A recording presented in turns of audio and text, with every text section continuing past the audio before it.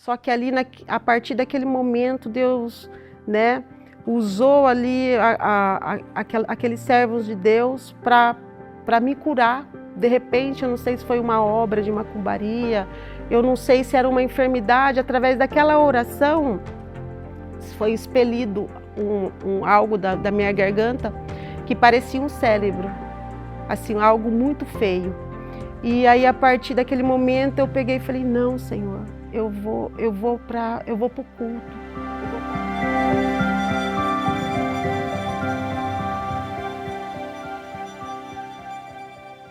Eu sou nascida e criada na cidade de Campinas.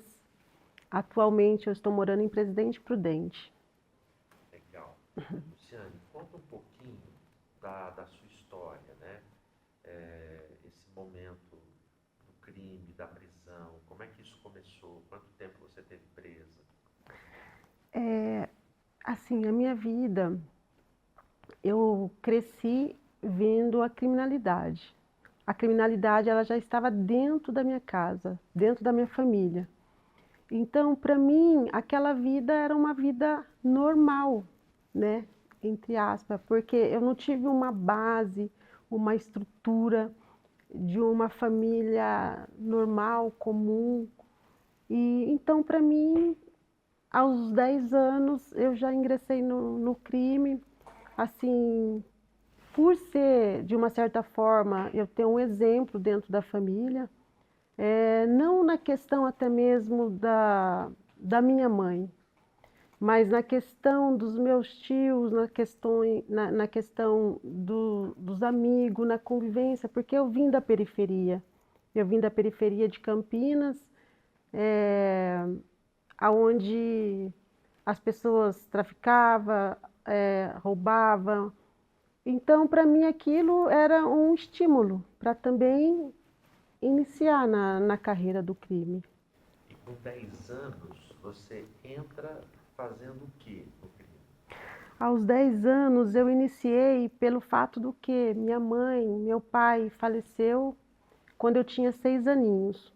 E no histórico familiar, eu via, né, o meu pai, eu cresci vendo meu pai também agredindo a minha mãe, agredindo meus irmãos. E a minha mãe, após o falecimento do meu pai, ela não tinha condições de manter 6 filhos, né? Porque ela era funcionária pública e eu sentia vontade de comer um doce e não tinha, chupar uma bala e não tinha, sentia vontade, tinha desejo de comer um chocolate e não sabia que era isso. O meu doce era açúcar com pão, quando tinha ainda. Eu pegava um pão francês, enchia de açúcar e comia.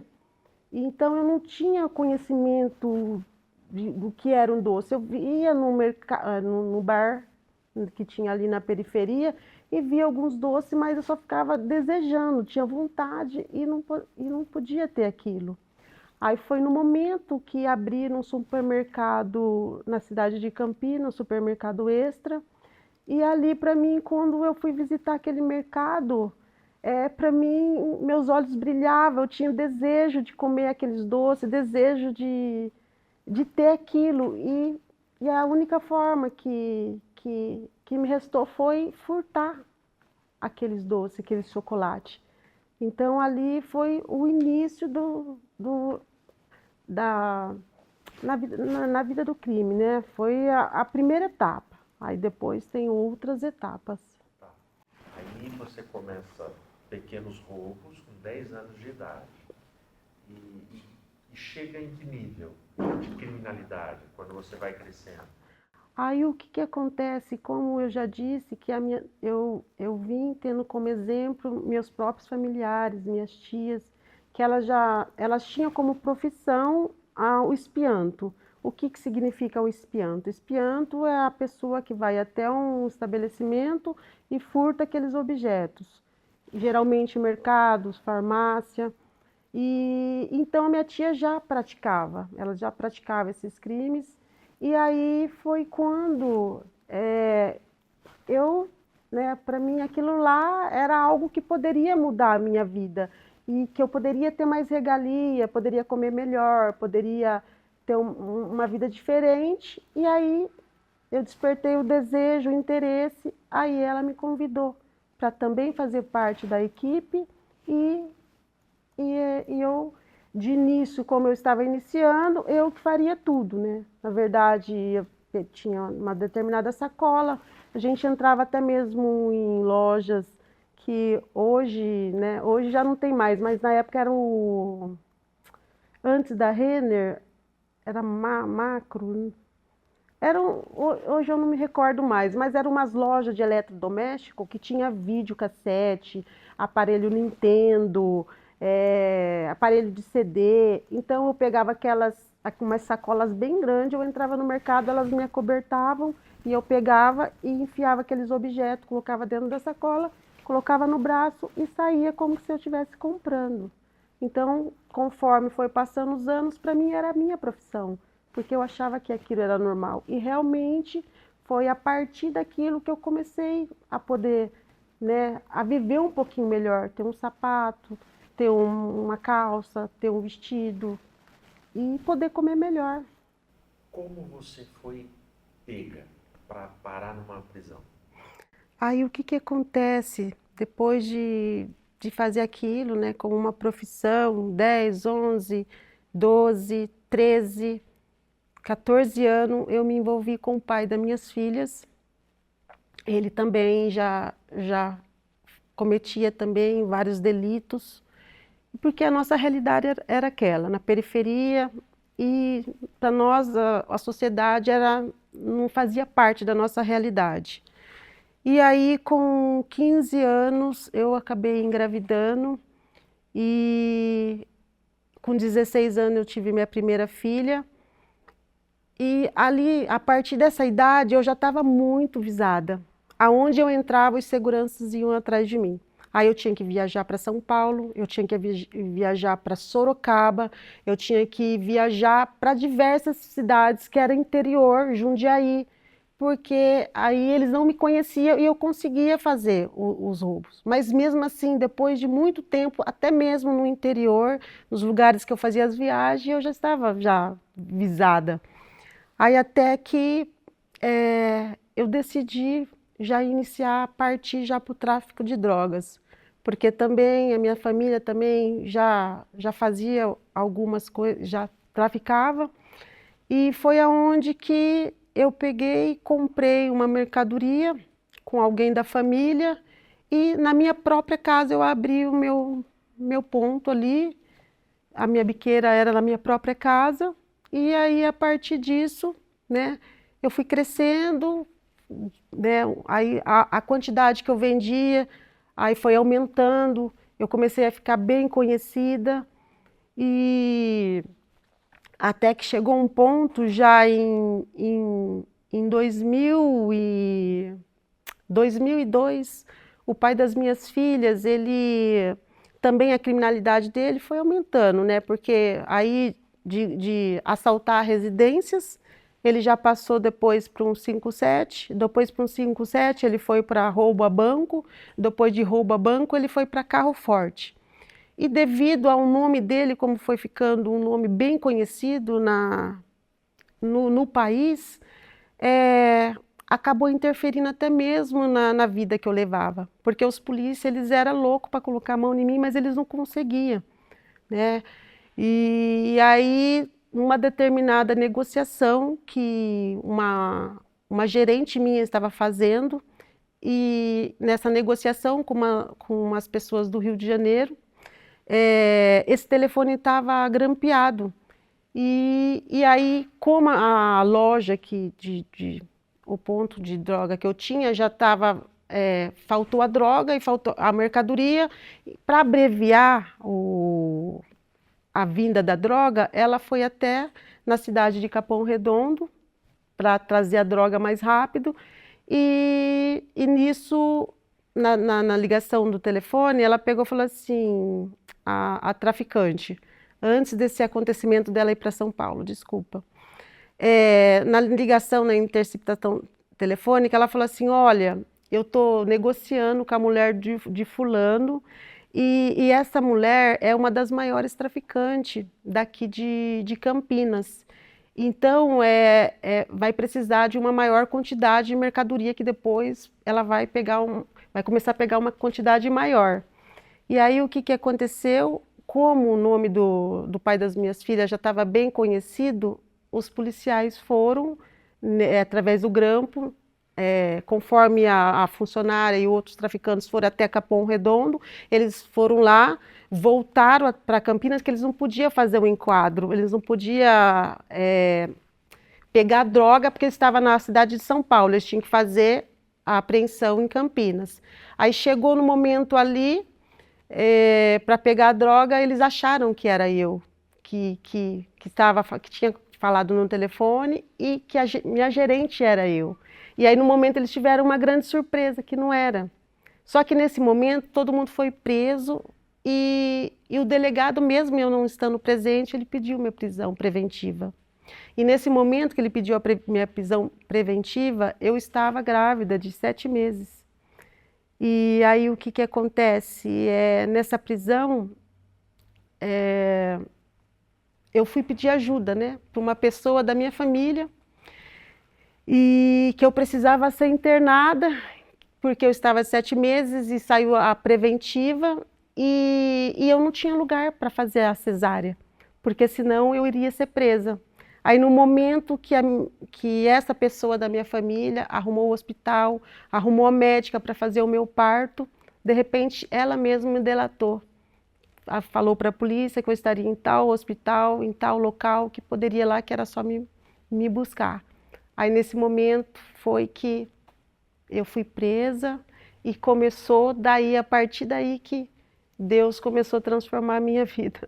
Aí começa o teu impacto. Aí começa. E como é que você conhece o pessoal da capelania? Como é que foi essa transformação na sua vida? Nesse momento, até então, pastor, o que que acontece? Nesse momento eu fui para a prisão, mesmo assim eu fiquei muito revoltada, não queria saber de Deus. Eu via o trabalho dentro do cárcere, inclusive a Patrícia, eu conheci ela lá no cárcere em Campinas, e Deus até usou ela já para falar comigo, algo que iria acontecer ali muito grave, e Deus usou ela para falar comigo, só que eu tinha vergonha de ir para os cultos, porque assim, na vida que eu levava, para mim era vergonhoso pegar e pôr uma Bíblia debaixo do braço e ir buscar a Deus. Mesmo, né, sofrendo, mesmo ali passando por tudo, eu ainda tinha esse receio, né? Só que o que que acontece? E a minha vontade era sair da cadeia para fazer vingança. A minha vontade era, porque eu estava muito revoltada de tudo que me fizeram. Minha tia me colocou na cadeia, me delatou. Depois uma própria prima minha chegou e visitar o pai das minhas filhas, que era o meu marido, teve um filho com ele, então eu estava muito revoltada. Eu só queria me vingar, só queria matar. E eu ficava só arquitetando, arrumando uma forma para quando eu saísse e continuar na criminalidade, mas eu ia voltar de uma forma pior. Só que Deus é um Deus que ele sabe trabalhar, ele sabe agir da melhor forma. E aí o que que acontece? Tem instrumentos que acabam sendo do mal, mas Deus, né, de uma certa forma, ele ajuda aquele instrumento ao nosso favor. Porque ali no momento tinha até uma outra irmã que se encontrava presa lá, né, em Campinas, e ela falou assim: Lu, por que que você não liga para minha mãe? Eles estão fazendo um culto no lar, e liga para minha mãe que eles vão fazer uma oração para você. E aí nesse momento eu fiz isso, reuni as meninas da cela, coloquei no Viva Voz, aí os irmãos começaram a orar pela gente, tal, e mesmo assim, eu ainda continuava na criminalidade, via os irmãos lá da capelania fazendo aquele trabalho maravilhoso com as irmãs, era tremendo. Só que Deus, ele sabe trabalhar. Eu comecei a participar das orações toda segunda-feira que eles fizeram. Só que aí, enquanto eu não tive um encontro verdadeiro com o Senhor, enquanto eu não sentia o que elas sentiam, não tinha como haver uma transformação. E enquanto você também não abre o coração, não tem como o Senhor fazer a obra. Só que ali, a partir daquele momento, Deus, né, usou ali aqueles servos de Deus para me curar. De repente, eu não sei se foi uma obra de macumbaria, eu não sei se era uma enfermidade. Através daquela oração, foi expelido algo da minha garganta que parecia um cérebro, assim, algo muito feio. E aí, a partir daquele momento, eu peguei e falei, não, Senhor, eu vou para o culto. Eu vou para o culto porque os teus servos vêm aqui trazer a tua palavra e eu não estou aproveitando. Olha só que coisa linda, olha o que o Senhor está fazendo na vida dessas irmãs. Então, se o Senhor fez na vida delas também, fez na vida da irmã Patrícia, eu quero que o Senhor faça também, eu quero sentir o que elas sentem, Senhor. E aí foi no momento que ali a vergonha caiu por terra, eu peguei a Bíblia, fui para o pátio e ali as irmãs me abraçaram, daí elas me apresentaram, as irmãs da capelania também, e as irmãs com todo amor, com todo carinho, começou a nos ajudar, e eu comecei a fazer parte do corpo de Cristo, ali naquele momento. Só que aí, a partir depois de um momento de mais ou menos um mês, eu fui embora, tive a minha liberdade, né? Eu tive a liberdade, fui embora e ali começou uma nova etapa na minha vida. E hoje está bem. Hoje eu estou bem, pela misericórdia de Deus. Legal. Está em paz com a família? Tô em paz, graças a Deus. Legal. Deixa a tua mensagem para as pessoas que estão assistindo a gente. Pode ter na nossa audiência gente que está envolvida com o crime, gente que tem o desejo, a ilusão de achar que o crime vai levar a algum lugar. Mas deixa a tua mensagem para todo mundo. Ô pastor, assim, quando Deus tem uma obra na vida das pessoas, na vida de um escolhido, não adianta a gente correr, não adianta a gente fugir. Deus, naquele momento, Ele queria fazer a obra na minha vida por completo. Naqueles 3 anos e 8 meses, 4 anos que eu fiquei presa. Da primeira vez, eu era realmente culpada. Eu traficava, eu roubei, eu trafiquei.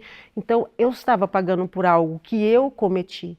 Só que a partir do momento, pastor, que eu fui para a rua, e ali no momento que eu deixei tudo, deixei aquela vida, deixei o tráfico, deixei o roubo, deixei tudo. Ali foi onde que o Senhor começou, que foi a melhor parte, onde que o Senhor começou a trabalhar.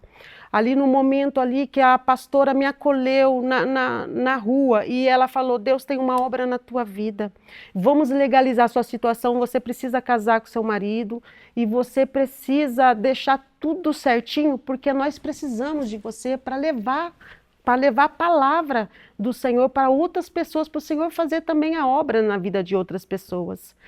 E ali no momento eu fui marcar o casamento, e através desse casamento aconteceu várias coisas, porque como o pai das minhas filhas tinha um grande, assim, era muito conhecido no país.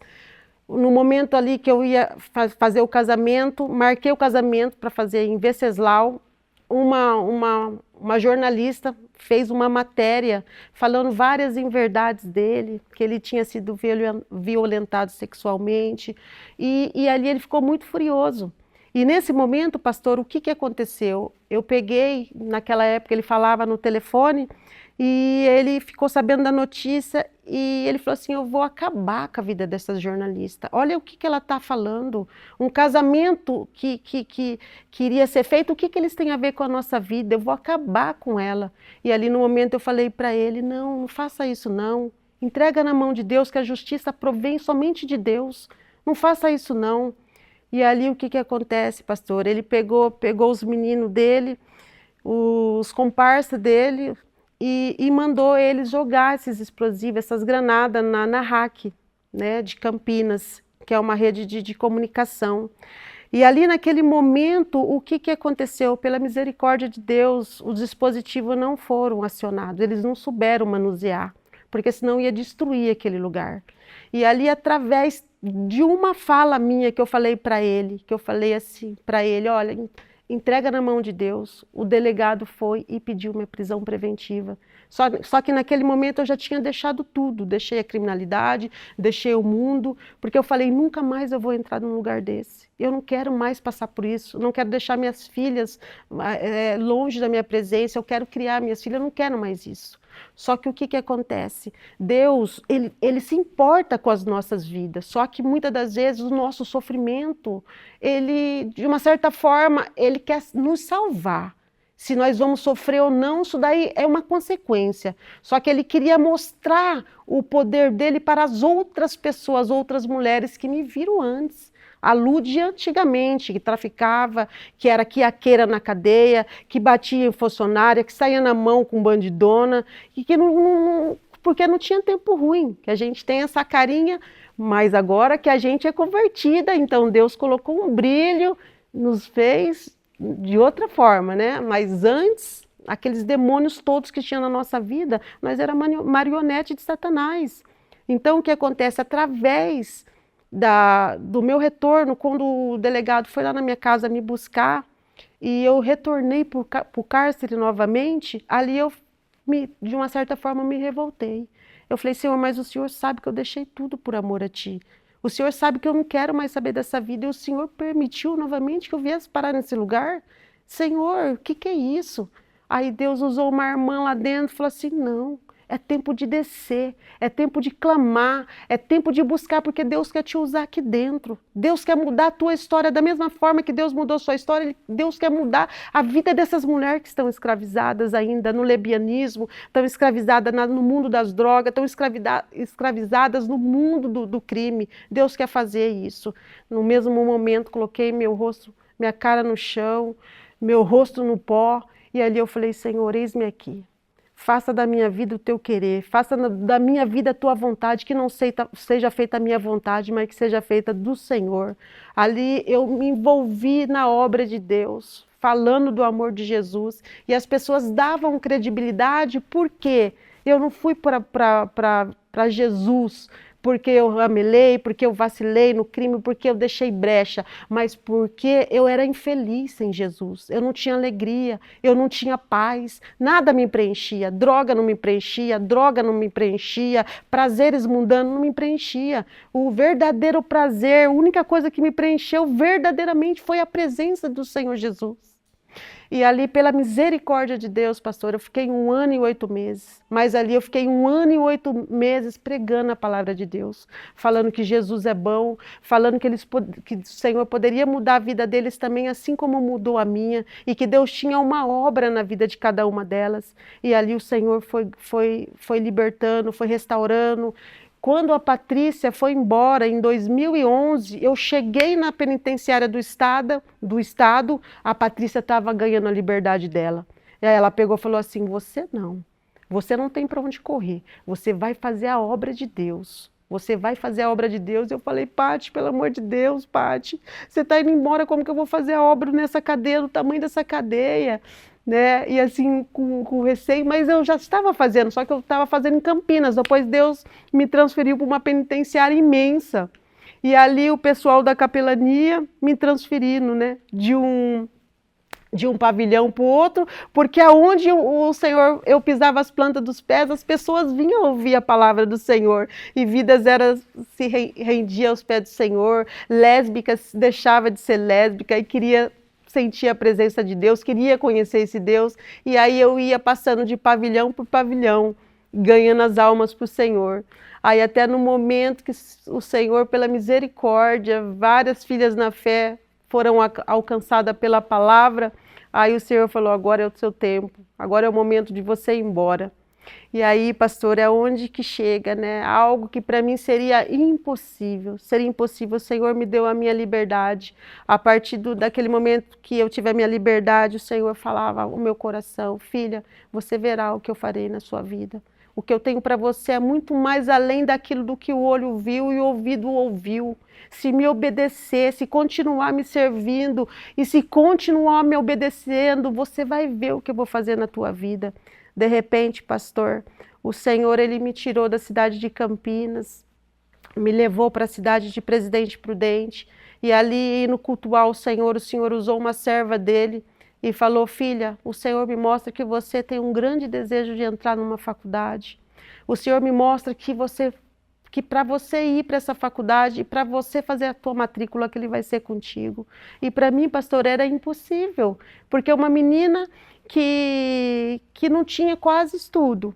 Eu parei na 7ª série e depois eu voltei a estudar, fiquei 2 anos para fazer o supletivo, para fazer o restante do médio, para fazer o restante do fundamental e fazer o médio.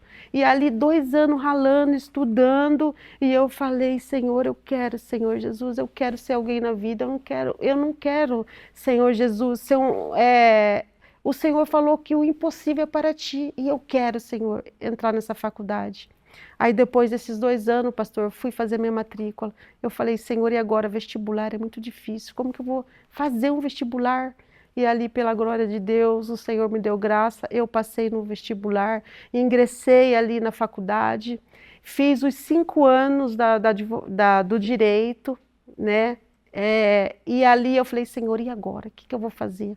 Além do direito, pai, eu escolhi uma faculdade difícil porque tem a bendita da OAB, Senhor. Como que eu vou passar na OAB? Senhor, tenha misericórdia, tem pessoas que ficam 10 anos, ficam um tempo tentando passar e não consegue. E aí o Senhor falou: filha, você vai ver o que eu farei, você vai ver. Ali, pastor, de repente o Senhor, o Espírito Santo ministrou ao meu coração, falou: filha, estuda tal recurso. Estuda esse recurso, porque é esse recurso que vai cair na hora da prova. Estuda, se dedica. Pastor, ouvi a voz do Espírito Santo, comecei a estudar aquele recurso, estudei. Sentei ali, estudei. E ali, para a glória de Deus, pastor, hoje é algo que seria impossível para mim. Que seria impossível, uma menina de periferia, uma menina que não tinha perspectiva de vida, uma menina que era um improvável, que Satanás já tinha escrito uma história de destruição.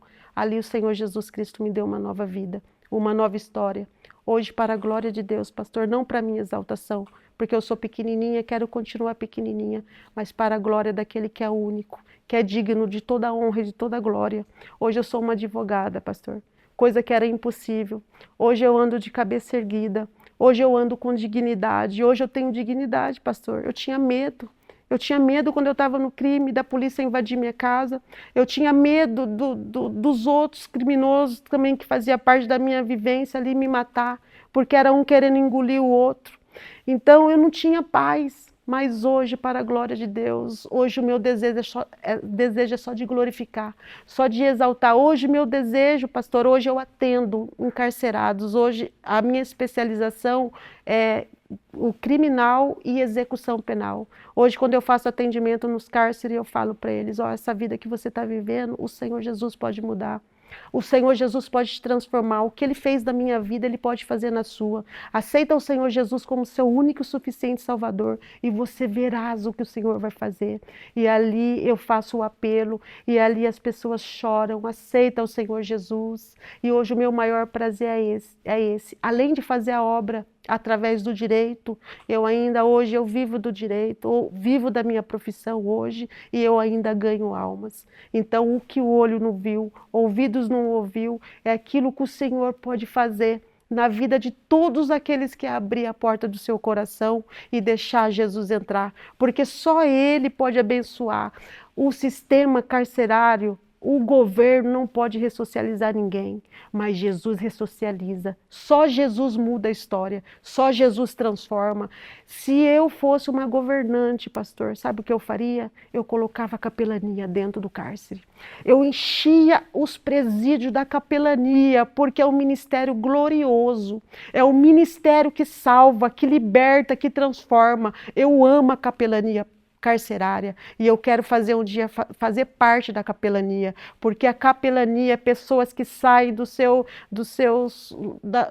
lares, saem da sua zona de conforto para ir lá levar a palavra para aqueles que a sociedade despreza, que a sociedade menospreza, porque muitos torcem o nariz quando nós falamos que saímos de lá. mas vocês não. Vocês sempre têm abrido as portas para a gente falar de Jesus.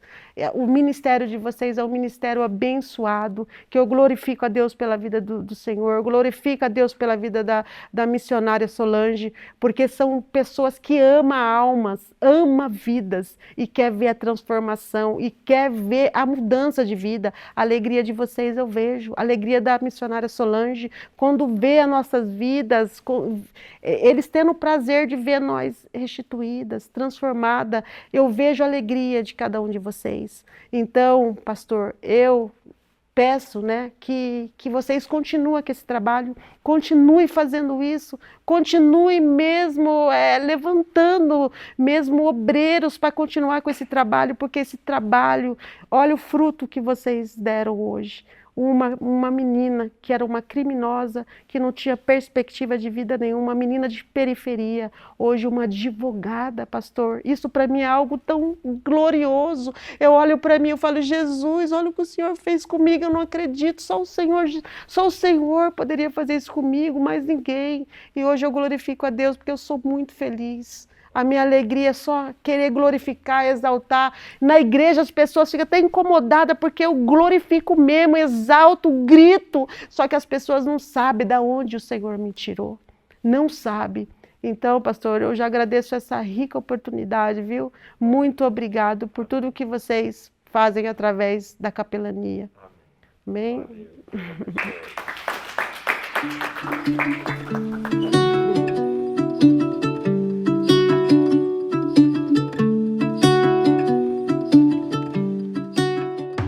Olá, eu sou a missionária Solange, líder da Secretaria de Capelania. Fique agora com algumas ações da Secretaria de Capelania pelo Brasil. A Secretaria de Capelania, a Secretaria de Inclusão e o Projeto Amor da Beriana uniram forças para realizar o emocionante Dia da Beleza da Mãe Atípica. A ação, coordenada pelas presidentes Gislaine e Eliane, do movimento OZ de Mães e Pais Atípicos, teve como objetivo fortalecer as políticas públicas em Osasco, promovendo práticas centradas na família e valorizando os cuidadores de pessoas com deficiência, que muitas vezes enfrentam a invisibilidade social. O evento foi repleto de atividades especiais para as mães, cuidados e autoestima. Foram oferecidos massagens, cuidados com os cabelos, tranças, design de sobrancelhas e momentos dedicados à autoestima. Uma palestra inspiradora e muita motivação e informação. As mães e participantes desfrutaram de um delicioso café e almoço, preparados com muito carinho. A organização expressou profunda gratidão a todos os parceiros e voluntários, incluindo Jorge, Gislaine, Eliane, Juliana, Isa, o MCA de Guaianazes e o Grupo Amor da Beriana, que garantiram o sucesso e a beleza deste dia. Que este movimento continue inspirando fé, esperança e amor, fortalecendo famílias e corações.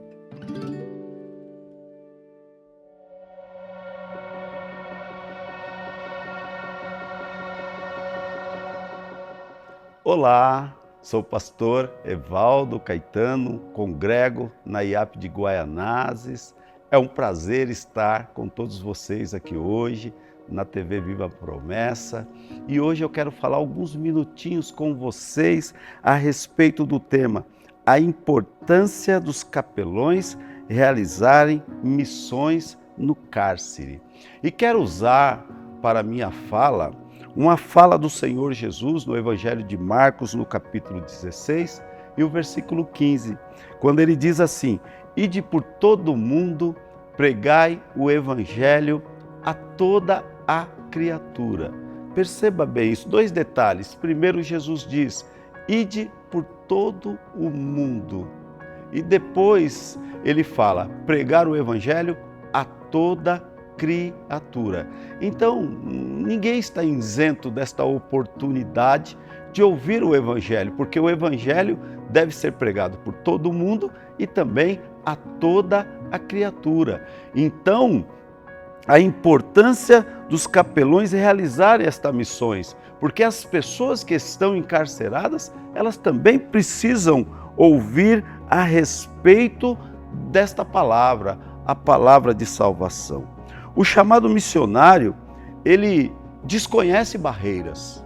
Ele desconhece barreiras. Não existe barreiras para o chamado de missões, de capelania e até mesmo da capelania prisional. O cárcere também é um campo missionário.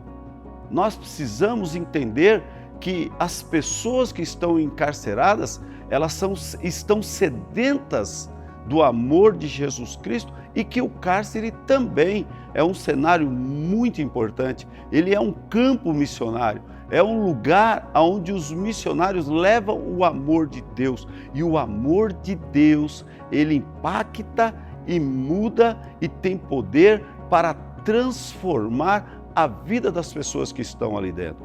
E é importante notar e frisar também que uma pessoa, quando sai do cárcere impactada e transformada pelo poder da pregação do Evangelho, ela traz consigo para fora essa palavra de salvação em sua vida. Ela retorna para a sua casa e para a sua família completamente diferente da maneira que ela entrou no presídio. E quando ela se achega ao seu lar, ela também, a partir de então, começa a envolver a sua família com este poder, ou seja, o mesmo poder que ela encontrou ali quando foi evangelizada por aqueles homens e mulheres que dedicam a sua vida na pregação do Evangelho ali dentro. E a família desta pessoa também, ela passa a fazer parte deste movimento poderoso, dessa ação poderosa do Espírito Santo. E quantas vidas elas têm sido transformadas por este poder. É muito importante os capelões, esse trabalho de capelania dentro dos presídios, não só da cidade, mas no interior e em todos os lugares onde estiver ao nosso alcance. E a Igreja Adventista da Promessa, ela está trabalhando e levando muito a sério esse trabalho. Que Deus abençoe a todos, em o nome de Jesus.